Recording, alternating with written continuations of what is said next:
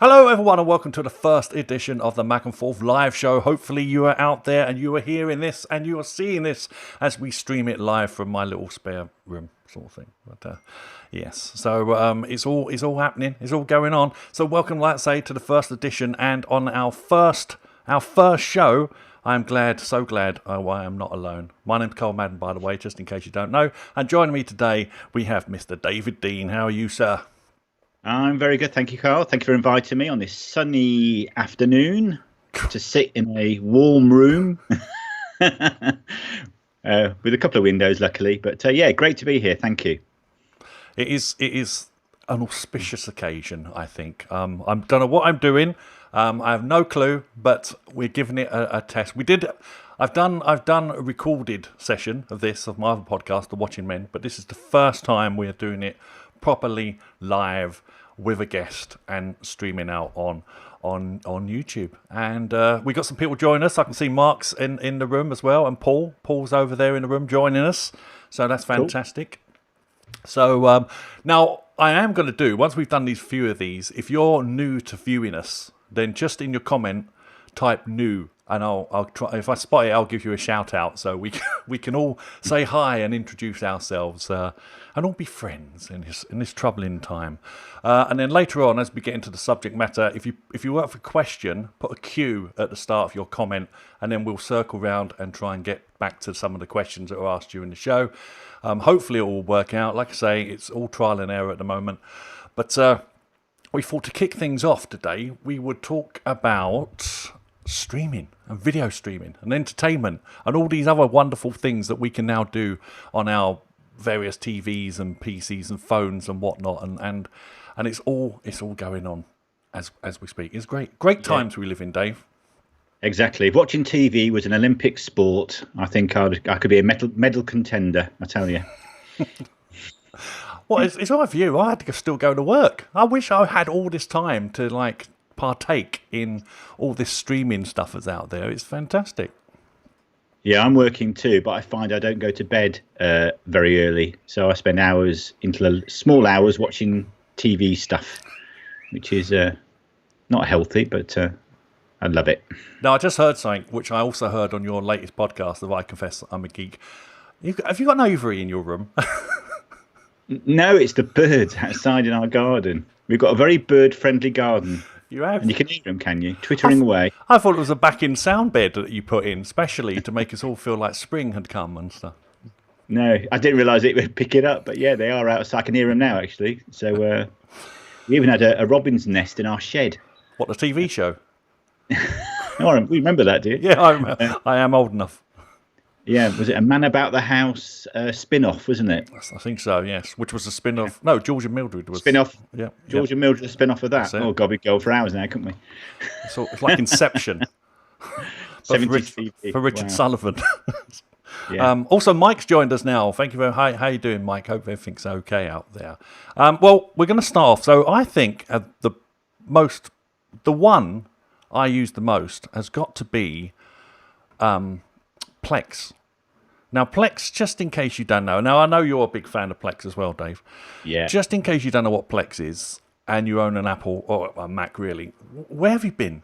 Because it's the most awesome program going. It allows you, back in the days when you was probably like ripping your own media for backup purposes, obviously, you could, you just have this big file with all your various stuff. In a folder somewhere you can never find, but Plex gives it like a whole nice, wonderful user interface. It acts as a server as well. You can do all these wonderful things. It will catalog everything. It will give the genres. It will give the running times. It will give the ratings. You can do all kinds of weird things now. You can even some of the latest additions they build in. At least if you watch it on Apple TV. You can go off and view the trailers before you see the films. In fact, you can also set it up so even before you watch a film, it will put on random trailers if you want that experience. What do you make of it, David? Oh, I love it. I mean, I must admit, I've been using Plex for, I don't think how long ago I first started using it, but it goes way back to an Xbox media server sort of setup, doesn't it? That's where it started off, I think. And long ago, I used to run Windows Home Server that had Media Center built in. And I think they used some of the best bits out of that and the best bits out of the Xbox thing. And I think it was called Boxy, I think, with 2 E's at the end originally. And then it sort of forked into Plex. And you're right. I think once you get over the initial, what the hell do I do here? And the right directory to put all your sort of movie files or TV show files in, it all starts to make sense really, really quickly.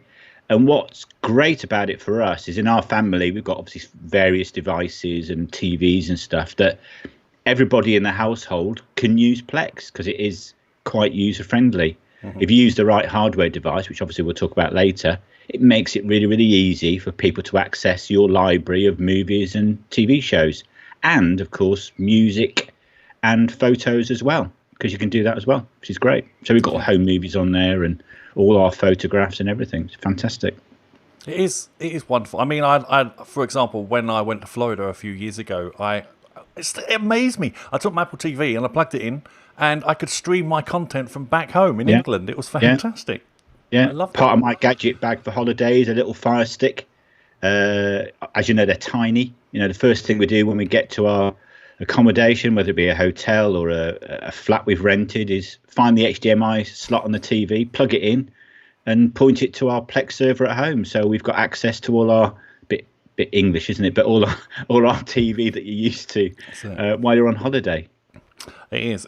It's good. There is one thing, actually, Mike points out in the chat room. The key to Plex is naming your files correctly. Absolutely. You've got to give it the right file name, and also the year it was made really helps. You can't just have some string. Yeah. So a couple of resources for that. I think the TVDB is great for TV shows, because some TV shows are a pig if you don't name them correctly. But I always use, say, I don't know, Orville. SO1 for the season and EO1 for the episode, and that's normally enough for TV. But for films, you've got to use the year in brackets after the file name, because, as you know, some films can be remade time and time again or have the same titles, and if you don't use the year, it won't find them. So yeah, very, very important. And a nice folder structure as well helps, I think, as well. Yeah. Absolutely. And what's the other thing that normally used to trip me up quite a bit? Director's cuts and whatnot. God, they were a nightmare. They're still a nightmare. Fortunately, it's okay. You can go in. If the scan does an error, you can go in and fix it most of the time. But director's cuts and various versions, they're a pain. Another great thing that it does, though, if you've got a movie for some reason you want to watch it with different subtitles on, you can Plex will go off and find those subtitles for you in most languages and stick them in the program while you're watching it. That's it. We got some new additions to the chat room. Hello, Alex. Good to see you. Lovely Apple TV has joined us as well. So we get a few more viewers coming and join us now. So 9. I don't think I've ever had 9 viewers ever before. So there you go. First show. Fantastic. Something else I use actually in conjunction with Plex is I use Firecore. So one thing that Plex does is it can put quite a bit of strain on the PC that's running it, or the Mac that's running it, or the server that's running it, whatever, because it's obviously converting on the fly and it's trying to push out the signal and all these things. And if you've got a machine that's not really up to spec, then it can cause a bit of an issue actually sometimes. So what Infuse does is it's a program that you can download onto your Apple TV, and then it will make the Apple TV do all the processing. So it frees up your server just to send you the data. It doesn't do any of the compression, doesn't do any of that. It just says, here you go, you do the heavy lifting, and it makes your Apple TV do all the hard work. And it's fantastic. It takes such a stress off your server. Yeah, you can also put it on your iPad and iPhone as well. And one of its best use cases, I think, is downloading content before you go on holiday. So you can download a couple of films onto your iPad using Infuse, and they're there ready to play. You can do it using Plex, but it's a bit flaky, I think, for synchronizing content. Infuse, just direct download straight to your device, and off you go. It is wonderful. Pretty good. I do love it. Yeah. I've got every time when I go to sleep, I don't have white noise. I like to have these movies that play, and I've got about 6 various movies that I just leave playing. I've got one for virtually every night of the week, and I just leave it playing, and they're all hard-coded, downloaded to the phone. Sends me off. Before the credits even finish, normally I'm gone. So it all works. They're good films, then, are they? Well, I don't know. I enjoy them. They're relaxing. I just always found them soothing, and for some reason they send me off to sleep. I don't know. It's good. Two of them are Michael Caine films, so make of that what you will. Oh, good old Michael Caine. Yeah, Michael Caine. My name is Michael Caine. Michael Caine. Go on. Yeah, I was going to say what I've been using recently is one of these VR headsets to watch movies on. Oh yes, is that good? The old Oculus Quest. It's amazing. You can watch it. There's an app for Netflix. There's an app for Prime, and then there's obviously use your web browser to watch Plex. But you basically, watching it on an enormous cinema-like screen. Weirdly, it's not quite as sharp, obviously, as a TV or an iPad or whatever. But it's a great experience, and the sound's amazing with the sound that's built into the headset. It's a really good way to watch content. Actually, just before we move on from Plex, Alex has brought up a new feature in Plex. New functions are really cool. Watch together, so you can basically, I think you stream, as long as they've got Plex Pass, you can all stream. You can stream your movie, and everybody watches it at the same time. I'm sure there's got to be some legal ramifications for that. I'm not sure. And you need friends. Yeah, okay. And then and then you can. Also, if you tell it to go back and check all your older files, which could take it a long time, granted, it will go through and it will fingerprint all the various files out there for, say, like Friends or like something like that, and then all the bits it finds the same, it will deduce that that's the intro, and it will give you the skip intro button at the start of a new episode. Yeah. So that's flipping handy. I love that. I haven't tried it yet because I thought I looked at my content and I thought it would take a long time for it to churn through that lot. Well, I think it does it. I think there's a setting tell it just to do it whenever. But it's only popped up once so far when I've been watching Plex. So I think it must take a long while to switch everything out. It's probably burning up in its little hole at the moment because it's churning through all the data. It's a nice little feature because you use it on Netflix a lot, don't you? And Apple TV Prime. Skip the intro because it's pretty boring watching these epic intros they seem to have these days on a lot of TV shows. It's a good little feature. Now, Andy's joined us in the room. Oh, sorry, missed it. I find listening to Karl sends me off to sleep nicely, he says. Thanks for that. Very good. Oh, well. Okay, so let's move on. So let's move on to some of the alternatives that are now come along and out there. So let's have a look. Let's go and look at Apple TV Plus, the newest kid on the block, I think, almost. It's not got much on it at the moment, shall we say. But it's pretty... I mean, the stuff that's on there, as long as it interests you, you're okay. Mythic Quest has probably been my favourite one so far. The pandemic has come exactly at the wrong time because they started off with a limited catalogue and now they can't really add to it at the moment. But it looks lovely on the Apple TV. They're spreading it out onto various other devices now. You can now get it on the Fire Stick, I believe. Is it the Fire Stick? Yep. Yeah, that's right. And various tellies are now having it baked in as well. Smart TVs. So it is good. It's not that expensive, but I'm not sure if they've really got the must-have show yet, like sort of their Game of Thrones moment sort of thing. It's a possibility it might come. Not yet, no. I mean, you're right. There's not much content on there at the moment. I think it's pretty high quality what they have put on there. I really enjoyed For All Mankind about the I like What If storylines about the Russians got to the moon first sort of storyline, which I enjoyed, and my wife really enjoyed. And I think you might have slagged it off on a show, the British comedy Trying. Oh, right. About a couple having wanted to adopt a baby in Camden. That's right. She loved it. She said that's the best program she's watched for years. And what's great about Apple TV as well, a bit of an unknown feature. My wife is trying to learn Italian, but pretty much every single Apple TV show has got about 8 different language soundtracks on it.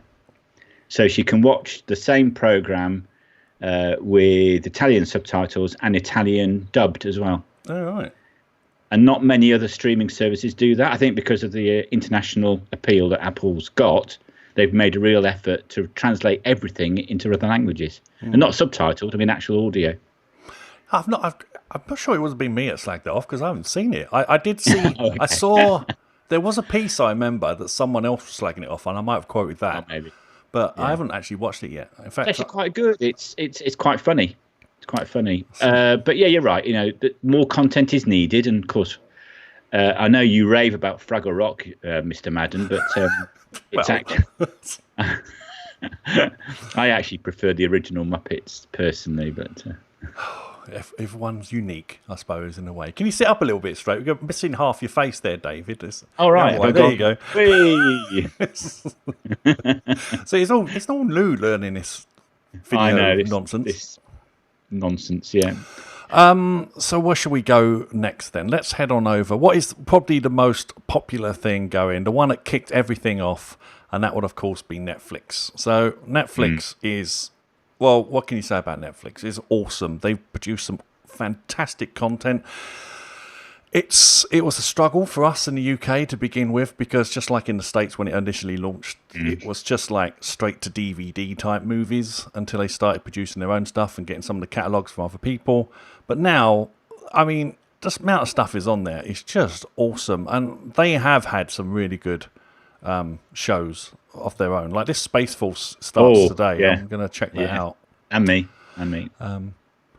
But like you can see what I've watched here. So that's a bit. Yeah. Not, a lot not of comedies. too dissimilar to mine, actually. Oh, that's right. But no, amazing. And in fact, I shared. Can I say this? I shared my login with my 80-year-old dad last week. He heard of Netflix, didn't really know what it was about, and he's been watching. Before Netflix, sort of old black and white cowboy films, and I think he was getting a bit bored with all the lockdown and everything. And I tell you what, he must have watched 50 films since last week. He's loved it. He's like, there's loads on here. He's like finding stuff I've never heard of. He's really digging into it. So he's having a great time. And it was simplicity in itself. It was on his Skybox, I think, the app. He just went in, gave him a password, and off he went. Great, loved it. It is amazing, and of course you can. Well, I guess I haven't tried it for a long time since our catalogue got a lot better in the UK. But I think you can still use some VPNs and sort of get around the restrictions of like location. Yeah, stuff. I'm not sure how different our content is to other countries. I haven't a clue, to be honest. But I mean, there's plenty on there, isn't there? And you get some real odd things on there. I watched something the other week. That was, I think it was French Belgian originally, something called Into the Night, about an airliner that was trying to outrun the sun, because if the sun rises on you, it kills you. Sounds thrilling, doesn't it? Were they vampires? No, it was like an end of the world scenario. Something had happened with the sun, and the rays it was pumping out was lethal. But this passenger jet trying to outrun the sun, going around the world. And all sorts of things happening. You have to refuel ever so often. Weird, but I enjoyed it. It's typical of Netflix, I think. Some real gems in there, and some real dross as well, of course. But no, something for everybody, I think, is the appropriate thing to say. And of course, there's different tiers as well. You don't have to go for the top tier. The lower tier is just quite cheap. The prices have gone up since their inception, but it's. I still think it's a value deal. The fact that every TV in the house has got access to Netflix, and they've all got their own profiles, and they can all watch what they want, and there's no cross pollination of someone's ruining your stream of shows that you're watching. It's a wonderful thing. I love it. That's their USP, isn't it? The profile bit is something that Apple doesn't do it yet, does it? I'm not wrong, am I? What's that? Profiles. You can't log in as someone else, can you? On your You got family sharing, but I've never actually tried it because no one else wants to watch anything on it. So it's only me. But that's what's great, isn't it? I mean, it's simplicity in itself, isn't it? You go to the header screen and you've got my dad, me, and the kids thing, and that's it. It's great. Now, Mike has got a bit of information for us. ExpressVPN definitely works for Netflix.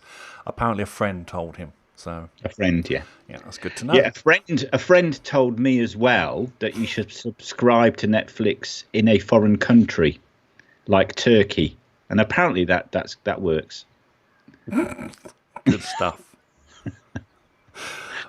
This is all legitimate, apparently. The next, moving on. So, of course, Amazon decided to get in on the game as well, and they produced Amazon Prime. And I don't know what it is still. I love Amazon Prime itself, but why can't I navigate this site very well? It's horrible, isn't it? I always get lost in it, and it's such a weird experience. I don't know what it just because it looks similar to many other ones, but it's the fact. Let's see if I go down here. So it's the fact that they mix in paid content. Yeah. So you got to make sure. I remember when I was trying to explain. But how far did it go? Doesn't make any sense, does it? No, it just keeps going on and on and on. Now, what they have done well, I think, is sport. We had the joys of the Premiership when it was working, and I think Boxing Day. I think they had every single Premiership match, and they've had tennis on there, and they do a really, really good job of it. And I think they're going to get a couple more football matches when it relaunches next month. But the content itself, I think the Prime exclusive shows have been excellent, like Jack Ryan, Marvelous Mrs. Maisel, I think. Things like that have been excellent. And again, a different selection to Netflix. So, yeah, it keeps it interesting. But for me, Prime is exceedingly good value. You wrap in the fact you get bits of music, you get one-day delivery, you get free books every so often. I think it's exceedingly good value. No, it's amazing. It's amazing. Again, why doesn't Apple do the same bloody things? Why don't they bundle stuff up? I know. It's crazy. So annoying. It's crazy. What else have I got to say about Prime? Of course, the other thing about Prime is how cheap it is to watch as well. Firstly, they finally got an Apple TV app after such a long delay.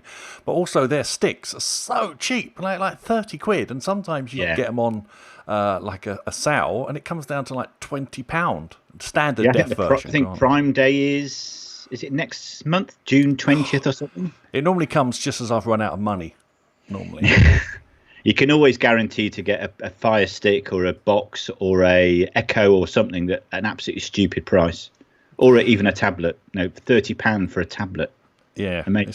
Thing is, I buy them and then they just kind of like sit somewhere after a while once they've run out of battery. I don't know why. But they're okay for viewers and stuff like this. But I think Prime, for me, and Netflix come to that, are the two services that you can find on pretty much every single smart TV and smart device, can't you? They're sort of the most prolific streaming services, I think, pretty much everywhere. Yeah, that's good. But another new person on the block, the big monster. Oh, yes. The big, huge D-word monster. Disney has come finally which to Apple I haven't subscribed to be honest. No? No, I mean, I really like Star Wars and I enjoy Marvel, but I've seen them all, so not quite sure why I should pay to watch them again. Well, I like to have The Last Jedi just so I can ignore it. So, I like that. I like the fact that it's there and I can just ignore it. Just like toss it aside. Like, doesn't. In fact, get it off the screen. Quality-wise, do you rate it compared to the other two? Oh, yeah. I find that Prime for me is the best quality stream because they have some really nice HDR stuff. Netflix is variable.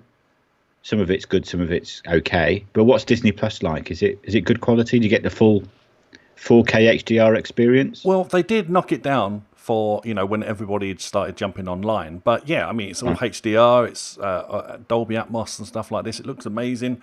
Or the fact that because Disney never joined Apple's 4K iTunes, explosion, they're the only flipping films on iTunes that you cannot get in 4K.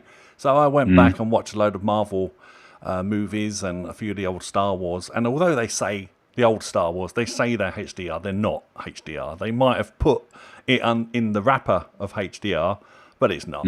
It's not. And people have done YouTube videos showing that the colour never goes beyond a certain range, but that's a shame. I believe there was some controversy around when it was launched in the States. The Simpsons were all shown in widescreen, even the ones that are shot in 4:3 back in the old days. So some of the jokes didn't work because they were like off the top or the bottom of the screen.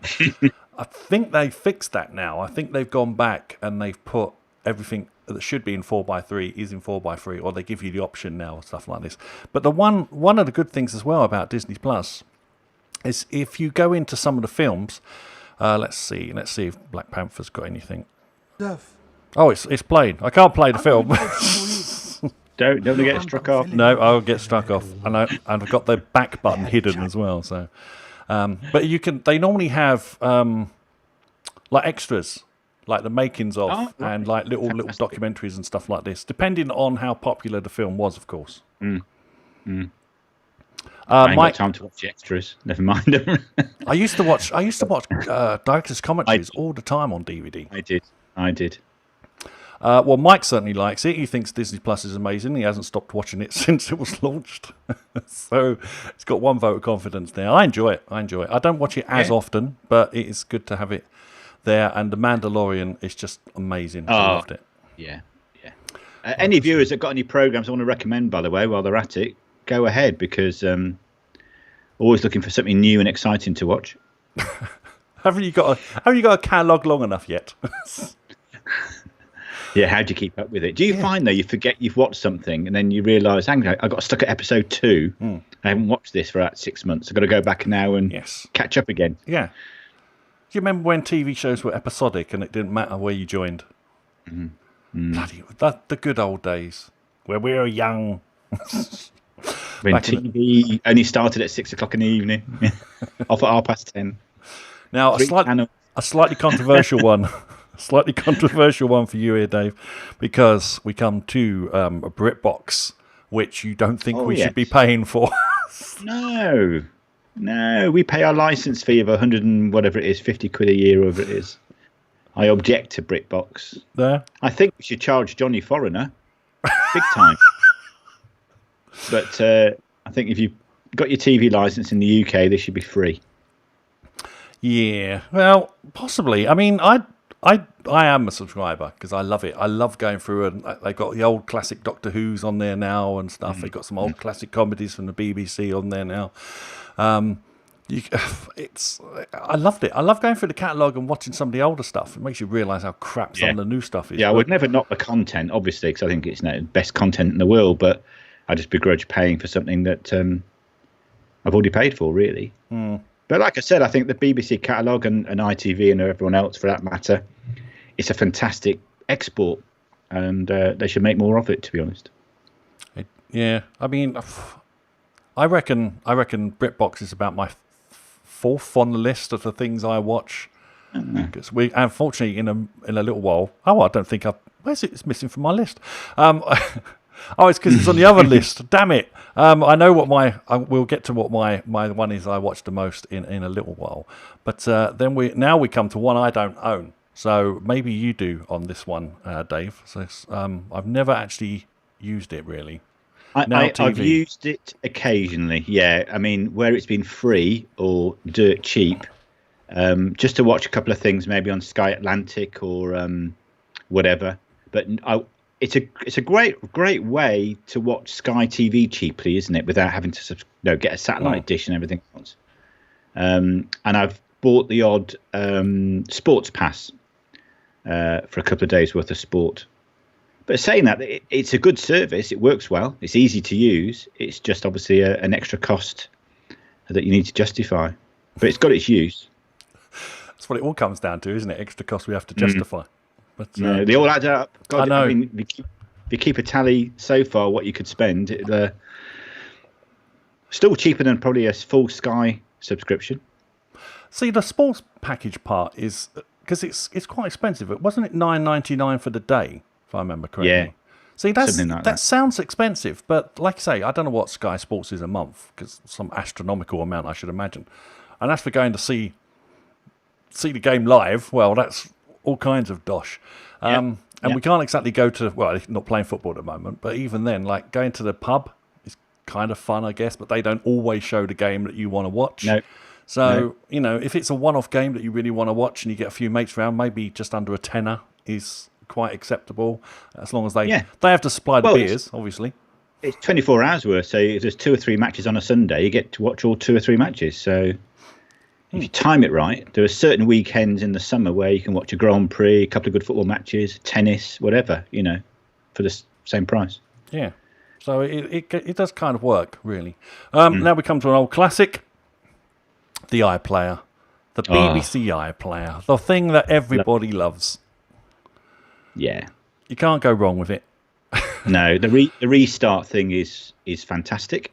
You join a program late, you can restart. I think Channel 4's just started that now as well, which is great.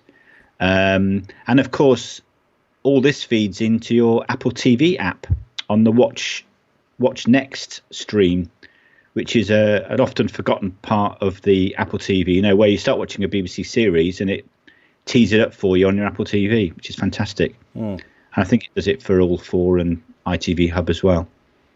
But the quality, the content, the way it's laid out on the iPlayer app is brilliant. Yeah, I also, mind you, again, sometimes the iPlayer interface is a bit confusing because there's stuff in there that if you dig down, you discover, because it's not really totally accessible, strangely enough. So there's like documentaries and all kinds of weird stuff in there, in its bowels, so to speak. And if you dig down a little bit, you can find them. I know he's currently in the chat room, but Alex is a great fan of iPlayer because they have so many documentaries that are hidden, but he manages to find them somehow, so they've got to be in there. So it's a fantastic service, and all it does is ask you if you've got a TV license, which of course we all have pretty much at the moment, living in the UK. Yeah. But, and if you're abroad, you can still gain access, but I think you have to pay, don't you? Well, we've got relatives abroad and they can no longer access iPlayer even with the VPN anymore. They've got quite ruthless with the old geolocation thing. Maybe it's the VPN he was using, but he's struggled with it. But sorry, I've just seen a comment. Why is everything on iPlayer just taped off the telly? Yeah, how much tape do they use? Quick, get the next one in. But it's interesting, isn't it? I don't think they're on our list, but the competing streams from ITV and Channel 4 and Channel 5 are awful compared to iPlayer. They are awful.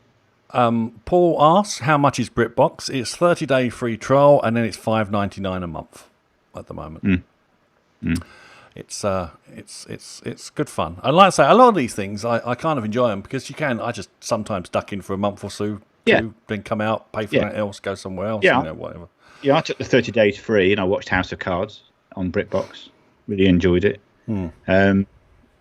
But like we've both said, you can't have everything. Well, you can if you can afford it, but you can cherry pick. You can drop Netflix for a month and go to Britbox and go back to Netflix or whatever. I think Prime's probably the only one you can't do that with because it's an annual.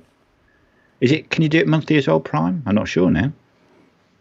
I think they have a separate video one, I think. One of my friends, I think, was playing around with that, and he sort of comes in, goes as he wishes.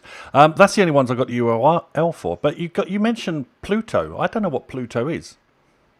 Yeah, it's a free streaming channel thing, and it's interesting. If you get it up on your laptop now, you'll see it's mainly old stuff, but then you've got like streams coming in of quite sort of current documentaries and stuff, documentaries and things. So it's quite interesting. You have to really search to get anything that's decent, but it's a free way of watching TV. Is it? So what kind of things are on here then? You got things like a lot of sort of Discovery Channel, Quest TV sorts of things, but you can see there's the odd movie on there. It's a real mixture. It's old, almost Britbox like TV on there as well for free. And they have like a live stream going where they've got like certain channels that it's programmed TV, but quite a lot obviously that is on demand. It's just a nice free way to watch TV for those people that have run out of things to watch or can't afford to pay for normal TV. Does it have an Apple TV app? Yep. Oh, yeah. Okay. Yeah, it's got an app on everything. I think I shall be adding that to my selection. It's worth a browse. I'd never even heard of it, to tell you the truth, but there you go.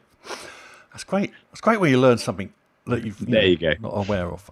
So my one, I'm not going to bother pulling up the page because chances are you're already on it. So YouTube. So my Apple TV YouTube app is probably my most watched app on the damn device. Absolutely everything from entertainment to learning new skills to countless things like movie reviews, watching all kinds of nonsense out there. It's not just cat videos and how to do this, that, and the other videos. It is so good. There's some old documentaries on there. Every now and again, they do specials with various big organisations and stuff. You can get various news feeds live on there. You can get live broadcasts like this on there. And now, basically, I don't go to a website to learn how to use something anymore. I just go to YouTube and stream about 3 or 4 videos, and then I basically know everything there is to do with pretty much any subject. Like this whole setup here, I basically learned how to do from watching about 10 YouTube videos. It's amazing. Yeah, absolutely. It's an amazing resource, isn't it? The only couple of things that I could knock it for really is the price of its premium service. Oh, yes. $17.99 a month. Yep. Which watch the adverts. Doesn't make sense. You use Opera as your web browser. Yeah. And it's got a built-in blocker for YouTube. You don't have to watch any YouTube adverts. So here's the thing, just in case you don't know who David Dean is, right? From I Confess I'm a Geek, he will save you, if you listen to his show, so much money on various deals and like little tricks that you can employ to save some cash. It is absolutely essential that you listen to his show if you want to save some money. Well, I'm a latecomer to YouTube, I must admit. I've only started watching it maybe a couple of years ago. Can never really see the need for it, but like you said, there's so much stuff on there which is really, really well produced, good quality, and good fun. Everything from dash cam car crash videos, which I enjoy, to just been watching a video on how to multi-boot a Raspberry Pi 4, blah de blah. It's amazing, really good. Anyone? I'm going to turn it over to our chat room now for a little while. Did we miss any that you guys like to watch? There's a bit of a delay, so we're going to continue talking. But if I see it pop up, we'll talk about that as well and go off and discover it maybe. Any other streaming services that we might have missed? Legal ones, by the way. I just want to point that out, just in case. But yeah, I mean, it's a wonderful time we live in, isn't it, Dave? I mean, what would we do without this entertainment on? Because when I was young, I used to fantasize about this. I used to fantasize about being able to see basically whatever I wanted, whenever I wanted. Rather than be at the mercy of the schedulers. It's just a wonderful thing. Yeah, I remember watching the Tomorrow's World episode where they were demoing some sort of hard drive recorder. Didn't know it was called a hard drive in those days. That they said it wasn't possible then, would record every program that's on all 5 channels, wherever it was, at the same time, and then you can go back and watch whatever you want at any time you like. And of course, that's like real science fiction stuff at the time, but look at us now. We can watch whatever we want at any time on any device that we've got in our hands or front room. Amazing. That's it. It is fantastic. Now we have had a couple of suggestions in the room. So Andy says there's something called UK TV Play. Yeah, that's a nice one. Let's go and have a look look at Dave. this. Yeah, that's right. That's good, and there's a lot of original stuff on there as well. Okay. The Bill. I haven't seen that anywhere else. Oh dear. Okay. That's one. That's nice. Also, I think Alex and Andy also point out that TV Player. Let's have a look at that one. Not sure what is this one. Okay. Start a free trial. 40 channels. So. Oh, I have. This is like a okay. So what are they actually giving you? Looks like all the Freeview channels, doesn't it? Yeah, it does indeed. It looks 40 channels, over 10 premium channels not available on the Freeview or FreeSat. All right, so that's what the premium bit pays for. That's quite good, actually, because I quite like some of the stuff on Quest, I think. Well, not Quest, is it Discovery, isn't it? It's a premium channel. Yeah. Well, actually, someone's just suggested Quest, but I can't, because it's just a word, I'm struggling finding it anywhere. It was just on that... oh, was it? That webpage then, yeah. Oh, okay. Or is this it? Is this? Have I found it now? Let's have a look. Is this Quest TV? Oh, there's actually a streaming service, Quest TV. Okay, fantastic. Maybe that is the one.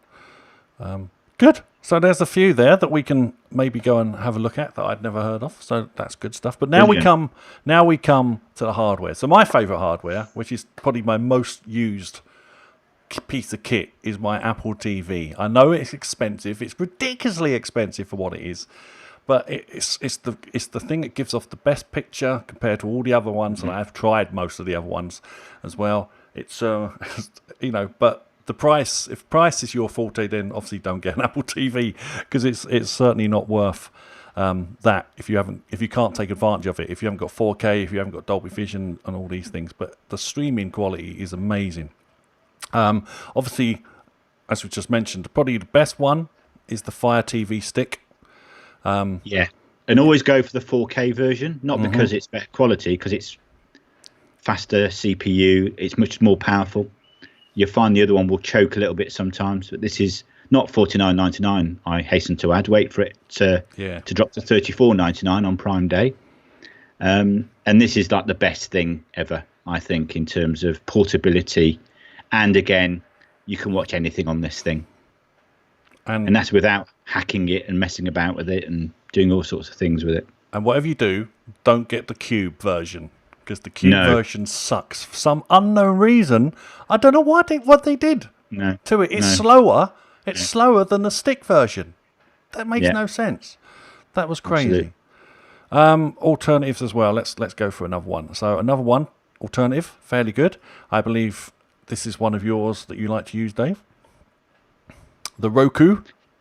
Yeah, it's actually, we've got one on the kitchen TV. And we've had it for a long time, but it is rock solid. It delivers every single time. I'd rather personally replace it with a Fire Stick, but we got it, so we might as well use it. But it's got a nice remote control as well, nice and easy to use. The only thing with Roku is you don't get much of an opportunity to mess about with it. But if you like a simple setup with access to Netflix and Prime and the obvious, iPlayer apps and everything, for that sort of price, rock solid, really, really good. No, it is. I mean, I started off, I think, with Roku. But I think they had the first time it was they innovated the idea of being able to plug like headphones into that remote. Did you say that? Did you mention that when you were just talking? Did I miss that accidentally? No, you're quite right. No, so I didn't mention it, Jeff. So you could have the remote, which is always going to be near you or in your hands, and then at night you wouldn't have to, bother your significant other, because you could have the sound streaming into your ears from the remote. That was a fantastic idea, I thought. And they had buttons, didn't they? They had a Netflix button, yes, I think, on some of them, so it goes straight to Netflix. So I suppose you could say it's a really good one for those people that don't like tech. It just works. It just works. Yeah, which is something we normally forget. Yes, we forget about how some of the less tech savvy or confident actually have to deal with all this stuff. Saying that, the Apple TV and the Fire Stick are very good as well in terms of. I mean, we both said the Prime TV interface could be better, but it's fairly straightforward. What else have we got here? So also, this is. I did buy one of these, actually, but not this current generation. So the NVIDIA Shield is a fantastic piece of kit. And they've just brought out the new version, which I don't think you can even get hold of at the moment. But so the new version will apparently, the AI within it will apparently upstream or upscale even SD footage from your saved files to 4K. 4D, that'd be good, wouldn't it? 4K. Good, yeah. And apparently, I think I saw it on that Linus Tips or whatever his name Linus is. Tech Tips. Yeah, man. I mean, he did a comparison, and he seemed to be quite impressed with the way it was upscaling. They do this other version as well at the moment. This sort of like little version here, which I don't hear so many good things about. But this one here, the bigger one, with the nice green, annoying green bulb on the flipping thing. And the funny shape, you can't put anything on it. That's it. And the remote's a triangle as well. But apart from those little things, there you go, AI upscaling. So upscale good. HD video to 4K using the power of the AI, crisper, clearer video enhanced into 4K resolution in real time. That really does look good. Unfortunately... And the game playing capabilities is probably a different show. But yeah. Not just about TV, is it? It's about all the other stuff it can do as well. Yes. Yeah, so you can get end-to-end video games and all kinds of weird stuff. It's a really good piece of kit. It's not cheap by any... It's like... I think it's even more expensive than the Apple TV. But if it's something... If you're not in the Apple ecosphere fully, like with things like iTunes and whatnot, it's worth checking out if you really want top of the tier video quality coming through from your various things. What else have we... Mustn't forget as well, actually, I think we have forgotten to say that the NVIDIA Shield comes with built-in Google Assistant. The Prime comes in with built-in Alexa. So some of these streaming things have built-in voice assistants as well. You mustn't forget, because that makes it quite useful as well. Like the Alexa, you can just talk into the remote and get... I think Apple TV does that as well, doesn't it? You can find stuff by voice search. Allegedly. It doesn't always work. Well, at least my one. I think I must have something blocking the microphone or something. But it kind of works, I suppose. Then we come to another cheaper-ish option, and that is, of course, the Chromecast. I've got one of these, but I got it because I joined Stadia as a founder, and I got the Chromecast Ultra. Now, it works. It works fine, but not properly for me for some reason. For example, it works fantastic with Stadia. I couldn't fault it. But then when I stream Netflix to it, there's like a 2-second delay in the audio. And I went online on forums and stuff to try and figure out, well, how the hell do I change this? Because there must be some delay switch or something like that going on. And everybody's moaning about it. So it's not just me. It's a funny little device, isn't it? It took me a while to get my head around what it actually did. Because it's not like you don't go into it and run apps. You just cast to it. And you have to rely on whatever device you've got to talk to this thing that then talks to your TV. But I've got one and it works well. It's okay. But it's bottom of my list in terms of usability. It goes in my kit bag for holidays again. So if we don't get the Fire TV working, we can stick the Chromecast in as well. So use it that way. It is good. I mean, if you're obviously in the Google world, it's probably the best thing you could probably go for. Now, I know this one is close to your heart, Dave. I know it is. Can you guess what it's going to be? No, I can't remember. Oh, yes, of course. Yes. So this is every geek's dream, this thing. You can do so much with these little computers. It's unbelievable. And of course, the only one when I did get one, it wasn't this model. I think it was the version 2. I turned it into a Plex server. It worked very, very well because there is obviously software out there that you can get to work and literally turn it straight away to become a server for Plex. I mean, it's awesome. But I haven't ventured around with this latest one. You said earlier before we started streaming that you had got a Raspberry Pi 4. So arrived today, the 8 gigabyte one as well. So I just got drawn in. I saw it was only released I think a couple of days ago. I got ordered it, came today. I'm waiting for an HDMI mini to HDMI cable to arrive because I forgot it needed that. But I'm looking at all different sort of distros and boot ups and all sorts of things to play with it. It looks really, really good. It is amazing. I bought a nice case for it. Yeah, it's amazing, and the things you can do with it, like not only obviously Plex is the thing I was particularly playing around with, but you can put like MAME on there and stuff, can't you? Like arcade. Yeah, Retro Pi is the build for games, and you get pre-built builds with all the stuff already there. You just got to stick it onto a stick. And with the Raspberry Pi 4, you can actually boot up from a SSD or external hard drive now. So I've got a 1 terabyte hard drive. I'm going to boot up in with the Raspberry Pi and play with that. And it's phenomenal. I'm not very clever, though, at doing other stuff with it that some people do, like, building HomeKit things and security systems. And there's even a good camera lens now you can buy for the Pi. Set it up to keep an eye on little birdies in the garden. Yeah, that's the reason. Yeah, no, it is a wonderful. I mean, it's so cheap. I mean, I would say I would get one and have a tinker, but frankly, I've got too many things to tinker with at the moment as it is. It's ridiculous. I know. But it is a wonderful piece of kit if you do like to play around with these kinds of things, and maybe get your kids interested in programming and putting all this stuff together, robots and whatnot. And it's like that. British, Karl. It is British. Fly the flag. So there you go. I've actually got a pie shop in Cambridge when it's open. There's actually like an Apple store looking like shop in Cambridge that sells Raspberry Pi stuff. I've got a pie section in Morrison's. Does that count? Oh, yes. Oh, took a while there. Took me a while. I haven't got my rim shot sound effect ready, unfortunately. But yeah, okay. Well, I think that's pretty much it. I mean, was there any other ones that you want? Oh, you wanted to mention the Synology that you've got as well. Yeah, well, a couple of other things actually I've thought of after. So Synology, as everyone knows, is a network attached storage box which you can just throw hard drives into it, and that makes a really nice Plex server. And all the new ones now can transcode 4K and dish it out to your network, which is fantastic. And of course, it's there to back up all your PCs and Macs and things as well, which is brilliant. And you can start off with quite a cheap one, and just throw in a couple of hard drives, and maybe you've got lying around, or whatever. But fantastic piece of kit, I think. And you can turn them into remote servers and all sorts of things, which is good fun. The other device is the Quest VR headset, and for that, the other one as well. What was the other one called? The cheaper one. The Oculus Go.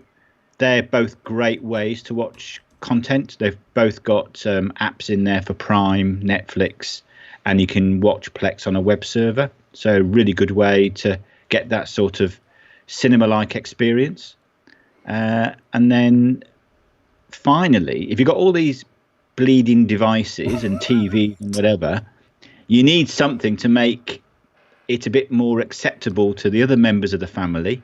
To be able to use all this stuff. And my big recommendation is, and again, wait for Prime Day or for deals, is a Logitech Harmony Hub remote control. Oh, yes. So it's like an all-in-one remote control. And basically, I've got mine. Got a little LCD screen on it. One says watch Apple TV. One says watch Fire Stick.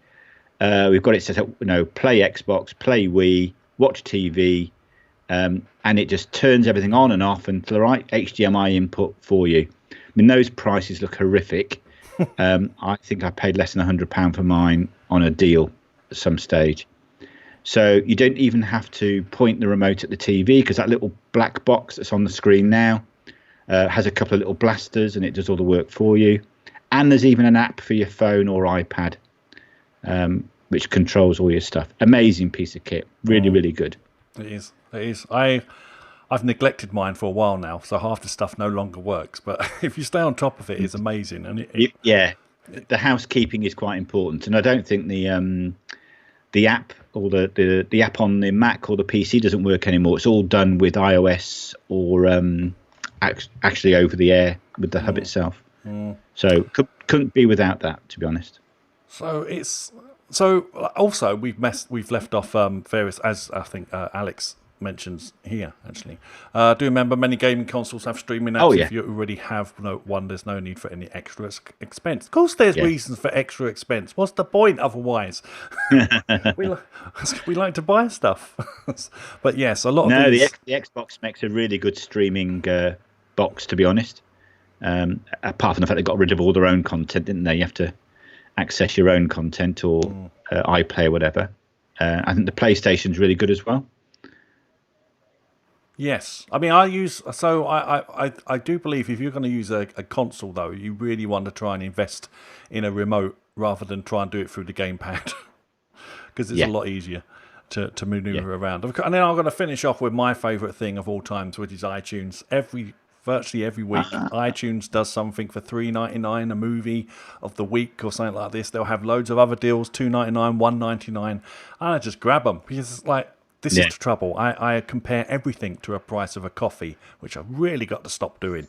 But now I've been doing that basically for years, and I've now got over like 1,100 iTunes films. It's a flipping nightmare. Ooh. I know, because they just build up, and they're there. And of course, a few years ago, when a lot of them got pushed free of charge up to 4K, fantastic. It's amazing. Occasionally, I always keep an eye on their deals. At least once a week, there's always at least one deal somewhere. And I use an application. Is it called Cheap Charts?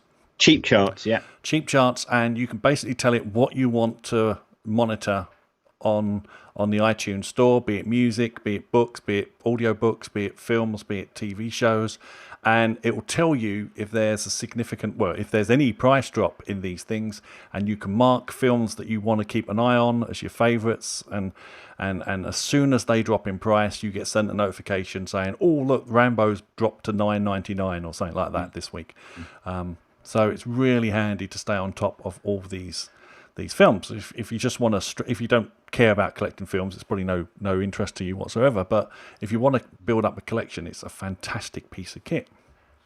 Yeah, they're great for box sets, aren't they? Yes. Occasionally, you get like 10 action films for a tenner, and there's 4 or 5 absolute belters in there normally. Well, I think that's pretty much wraps up our main show there, David. Brilliant.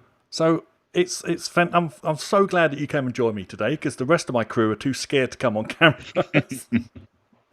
No, it's been good fun. Like I said, it's a subject I can actually talk with authority about, watching TV. Yes, we've all become experts of it pretty recently as well. So, absolutely. It's good stuff. So where can we get hold of you, Dave? Well, I do a podcast every week or so. I confess I'm a geek.com, or on Twitter at I confess I'm a geek. You need to talk about it a little bit quicker so I can get to the site in time. It's no good. It's no good just rattling it off. And there you go. Look, talking about my Raspberry Pi 4. That's it. So it's a fantastic podcast, and I'm waiting to see you go around town on this thing, this contraption, Dave.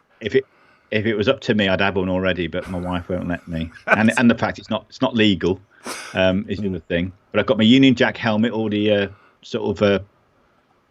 tagged on the website to buy. So I'll be just this mad big Englishman racing around on a scooter in Maidenhead who gets arrested. That's me. Good stuff. So thank you. Now, if you're just watching the edited show, this is where the show's going to stop. But because we're live, we're going to carry on for a little while so we can have some interaction with our chat room. So if you ever want to do that in future, please just keep an eye out for the live shows, and then we'll carry on and chat to the guys in the chat room. So thanks very much for joining us, and please come and check out the Mac and Forth podcast, or check out macandforth.com if you want to find all our previous episodes there. And that's it. So until next time, please, everybody out there, stay safe and just be nice to each other. Bye. Yeah. Goodbye. That's it. Now we carry on, because that's the main show done, which I can edit and push online at some point. And that's an after show party. Now Get it's the beers out. Party. Right. So let's have a look. Exactly an hour, I think. Oh, I'm good at my timing. I've been doing it for so long now. It's unbelievable. Terrific. So Mike asks, curious as to what is your installed extensions, Karl. I see one password and presumably Instapaper. What else? Being nosy. Yes, you are. Oh. So what have I got? So that's on one password, obviously. So that's Grammarly. So basically, I'm a terrible speller, and Grammarly is an on-the-fly spell checker and grammar checker. What you can do is, whenever you type into a box or anything online in Safari or whatnot, it'll correct you on the fly, so you can fix your typos, and hopefully it catches them all. It's a free tier where it just does the basic stuff, but there's also a paid monthly tier where it will do a lot more, just to make sure that your grammar is wonderful. In fact, if you actually write for a living, most people have Grammarly, because it just helps them catch various typos and typical written mistakes that a lot of people make. That one, I think, is Adblock Icon. I just have it there. I don't know why I don't use it that much. And that one's Instapaper, which I obviously, when I'm researching for the show, I just instantly send that off to be bookmarked so we can come back to it at a later date to discuss it. And I think that's it, pretty much. I use one called Honey. Honey? Yeah. I never heard which that is when you go shopping, when you get to the checkout, it will try all the voucher codes in the world to try and get some money off stuff automatically. Wow. Okay. Actually, look, we got Dean saying he's not scared. So Dean will be on a future live stream. Go. Show number 2. Sorted. Brian's now joined us as well in the chat room. How you doing, Brian? You've come in just as we're wrapping up, so good timing there. Probably the best timing, actually, thinking about it. Anyone got any questions they want to ask in either me or Dave in the chat room there?